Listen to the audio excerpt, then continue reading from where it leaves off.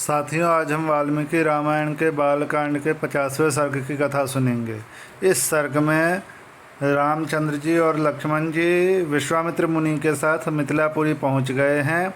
वहां राजा जनक ने उनका पाद्य अर्घ से स्वागत किया है।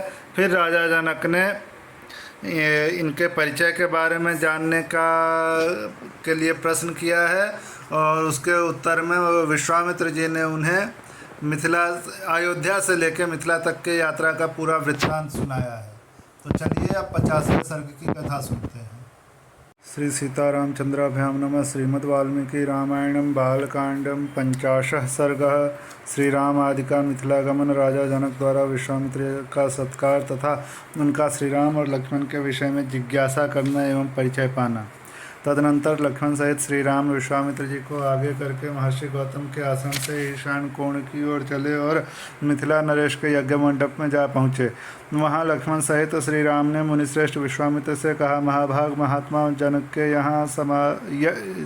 के यज्ञ का समारोह तो बड़ा सुंदर दिखाई दे रहा है।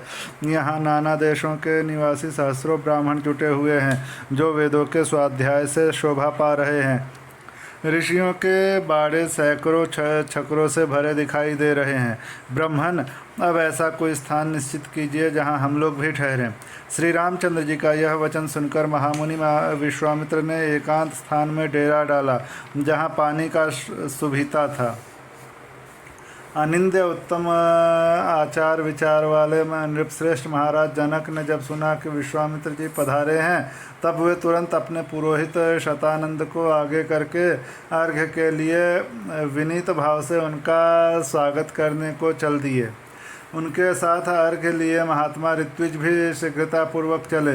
राजा ने विनीत भाव से सहसा आगे बढ़कर महर्षि की अगवानी की तथा धर्मशास्त्र के अनुसार विश्वामित्र को धर्मयुक्त अर्घ्य अर्पित किया। महात्मा राजा जनक की यह पूजा ग्रहण करके मुनि ने उनका कुशल समाचार पूछा तथा उनके यज्ञ की निर्बाध स्थिति के विषय में जिज्ञासा की। राजा के साथ जो मुनि उपाध्याय और पुरोहित आए थे उनसे भी कुशल से मंगल पूछकर विश्वामित्र जी बड़े हर्ष के साथ उन सभी महर्षियों से यथा योग्य मिले। इसके बाद राजा जनक ने मुनिवर विश्वामित्र से हाथ जोड़कर कहा, भगवान, आप इन मुनीश्वरों के साथ आसन पर विराजमान होइए। यह बात सुनकर महामुनि विश्वामित्र आसन पर बैठ गए। फिर पुरोहित ऋत्विज और मंत्रियों सहित राजा भी सब और यथा योग्य आसनों पर विराजमान हो गए। तत्पश्चात राजा जनक ने विश्वामित्र जी की ओर देखकर कहा, भगवान, आज देवताओं ने मेरे यज्ञ का आयोजन सफल कर दिया। आज पूज्य चरणों के दर्शन से मैंने यज्ञ का फल पा लिया। ब्रह्मन, आप मुनियों में श्रेष्ठ हैं। आपने इतने महर्षियों के साथ मेरे यज्ञ मंडप में पदार्पण किया, इससे मैं धन्य हो गया। यह मेरे ऊपर आपका बहुत बड़ा अनुग्रह है। ब्रह्मर से मनीषी ऋत्विजों का कहना है कि मेरी यज्ञ दीक्षा के 12 दिन ही शेष रह गए हैं।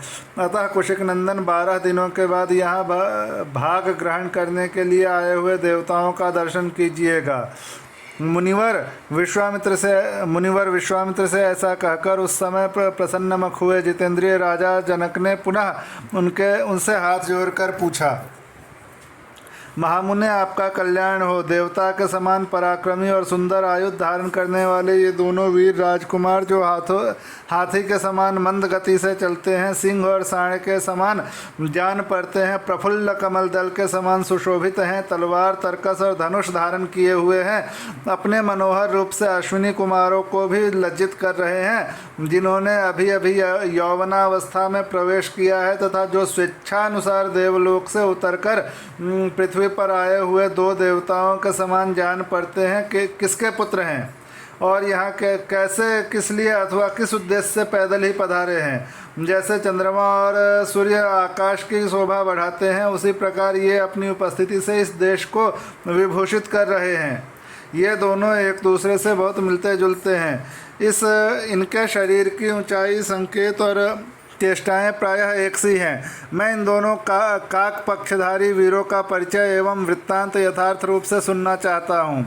महात्मा जनक का यह प्रश्न सुनकर अमित आत्मबल से संपन्न विश्वामित्र जी ने कहा, राजन, ये दोनों महाराज दशरथ के पुत्र हैं। इसके बाद उन्होंने उन दोनों के सिद्धाश्रम में निवास, राक्षसों के वध, बिना किसी घबराहट के मिथिला तक आगमन, विशालापुरी के दर्शन, अहल्या के साक्षात्कार तथा महर्षि गौतम के साथ समागम आदि का विस्तार पूर्वक वर्णन किया। फिर अंत में यह भी बताया कि ये आपके यहाँ रखे हुए महान धनुष के संबंध में कुछ जानने की इच्छा से यहाँ तक आए हैं। महात्मा राजा जनक से ये सब बातें निवेदन करके महातेजस्वी महामुनि विश्वामित्र चुप हो गए। इस प्रकार श्री वाल्मीकि निर्मित आर्ष रामायण आदि काव्य के बालकांड में 50वां सर्ग पूरा हुआ।